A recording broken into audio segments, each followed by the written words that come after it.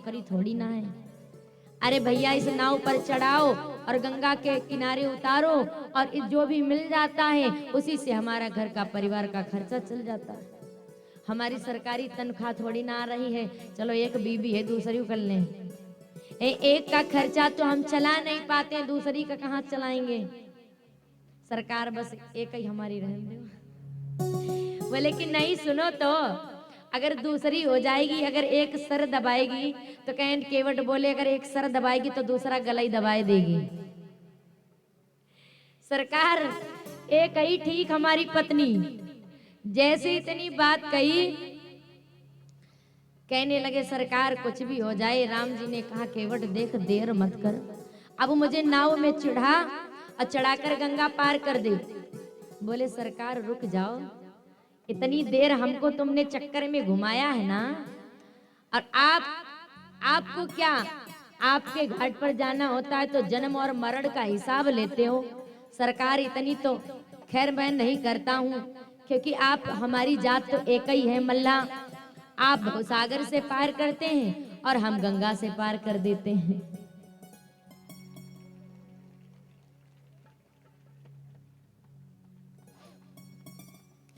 जैसे इतनी बात कही कि आप जन्म और मरण का हिसाब लेते हो, पर मैं ऐसा कुछ भी नहीं करता हूं। जो मेरे घाट पर आता है उसको नाव में बिठाकर गंगा पार कर देता हूं। आज सरकार खड़े रहो, जितनी परीक्षा जो प्रतीक्षा तुमने कराई उतना तो तुम भी कर लो। अब वैसे भी कौन गोरे तुम, कौन हम गोरे हैं। अब एक ही जैसे हैं तो थोड़ा और काला हो जाएंगे तो क्या हो जाएंगे।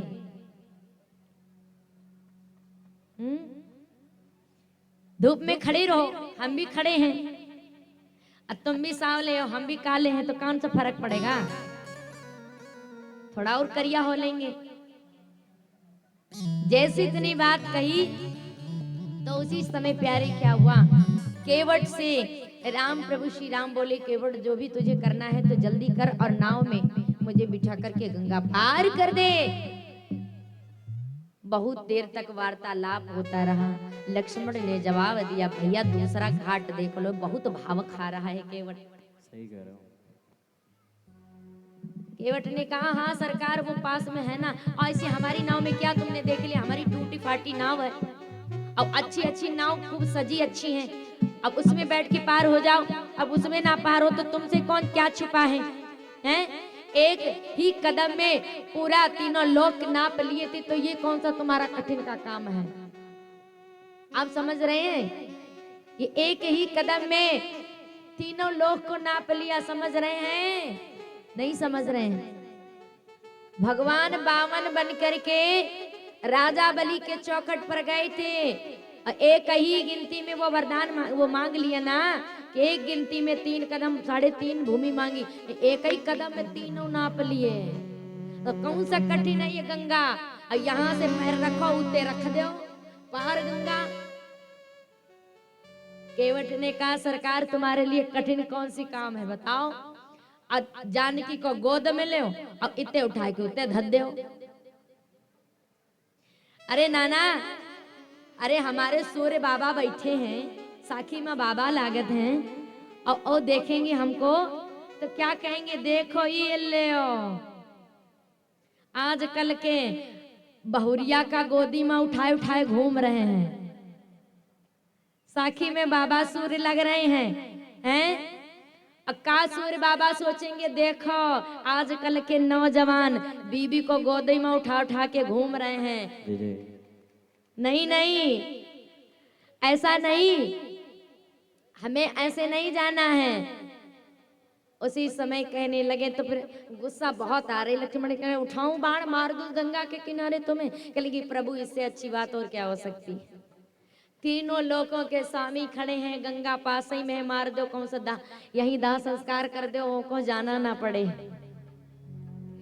इससे सौभाग्य की बात और क्या हो सकता है कि मरने के समय मेरे भगवान नारायण खड़े हैं। व्यक्ति मर जाता है तो भगवान के दर्शन नहीं होते, इससे अच्छी बात और क्या हो सकती। लक्ष्मण भैया उठाओ बाण अब मार दो।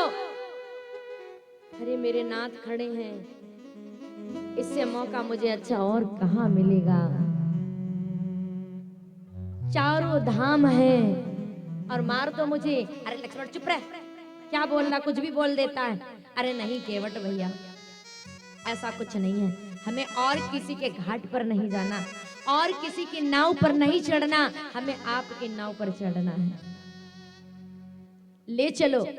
केवट ने कहा सरकार, तो दुल्लू बोले हाँ जो भी करना तू जल्दी कर ले। और ये केवट की नाव है ना, ये कौन था पूर्व जन्म में? एक चित्र के तो गंधर्व था।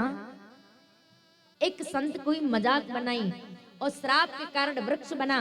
और जब वृक्ष बना तो क्या हुआ प्यारे, वो वृक्ष बने तो उद्धार का मार्ग भी संत ने बता दिया कि तू केवट की नाव बनेगा और जब प्रभु तुझ में पैर रखेंगे उसी दिन तेरा उद्धार हो जाएगा।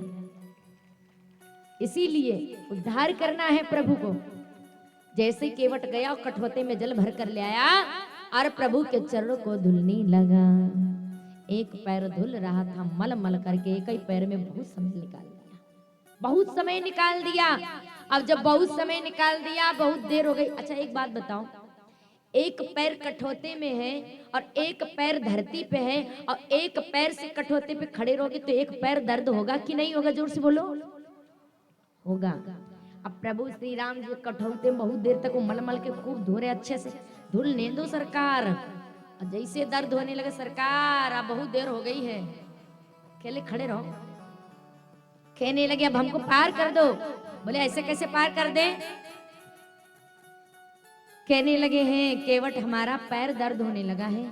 कहने लगे सरकार अगर दर्द हो रहा है तो हमारे सर पर हाथ रख लो ना, हमारे सर पर हाथ रख लो, सहारा जब मिल जाएगा तो दर्द नहीं होगा।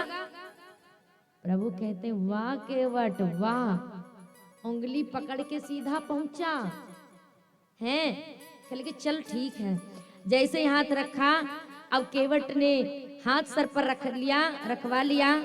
अब केवट कहता सरकार हाथ रख दिया है तो आशीर्वाद भी दे दो। भगवान कहते हैं जाओ एक से दी तुम्हारी। अरे सरकार नहीं नहीं, ये हमें आशीर्वाद मत देना, हमारी ऑलरेडी एक पत्नी है, अब दूसरी नहीं। क्यों? कहने लगे अरे बड़ी सेवा करेगी। सरकार आप भले ही कितनी पत्नी आपकी क्यों ना हो, पर हमारी तो एक ही पत्नी ठीक है, क्योंकि आप तो कितनी भी शादियां क्यों ना कर ले, पर आपकी बात दूसरी हमारी बात दूसरी। ये नाव है ना, ये चलाते हैं सुबह से शाम तक, तब 10 रुपया तक पैदा हो पाता। अगर दूसरी पत्नी हो जाएगी तो दूसरी तो कहेगी अरे उसके लिए ऐसी साड़ी लाई तो हमको इससे ज्यादा महंगी लाओ। अरे हमारी तो जान ही निकल जाएगी, सरकार एक ही रहने दो। और जिनके घर में दो दो नालियां, अब वह दोनों तरफ जाती टिक एक भी नहीं पाती हैं। उत्तान पाद की दो पत्नी सुनीति और सुरुचि, लेकिन प्यारे सुरुचि के कारण सुनीति को खेत में रहना पड़ा था और सुरुचि के कारण ध्रुव को बन जाना पड़ा था। अब तुम्हारी तम्मा तीन यही तब है तो तुम जा रहे हो बनकर। सरकार एक ही ठीक है, एक ही ठीक है। जैसे ही काचा ठीक है धुलो धुलो, आशीर्वाद दिया। उसी समय क्या हुआ, धुलने के बाद में कहते ना कभी कभी भगवान को भी भक्तों की जरूरत पड़ जाती है।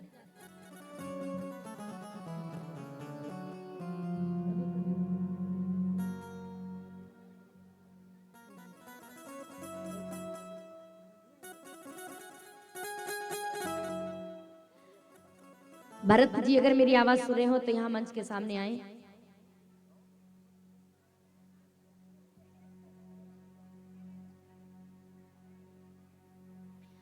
बोली श्री रामचंद्र भगवान की। आज इधर क्या हुआ है प्यारे, जिस समय धुल करके पैर को नाव पर चढ़ाते हैं और नाव में जैसे ही बैठ करके गंगा से पार करने के लिए केवट बढ़ा तो क्या हुआ, आज केवट भगवान से और जब चारों धामों को अपने उस नाव में बिठाया तो आज इतनी तेजी तेजी से गंगा मैया बह रही थी। तो गंगा मैया से केवट आज प्रार्थना मैया से करते हैं और क्या बोलते हैं केवट, मेरी नैया में लक्ष्मण राम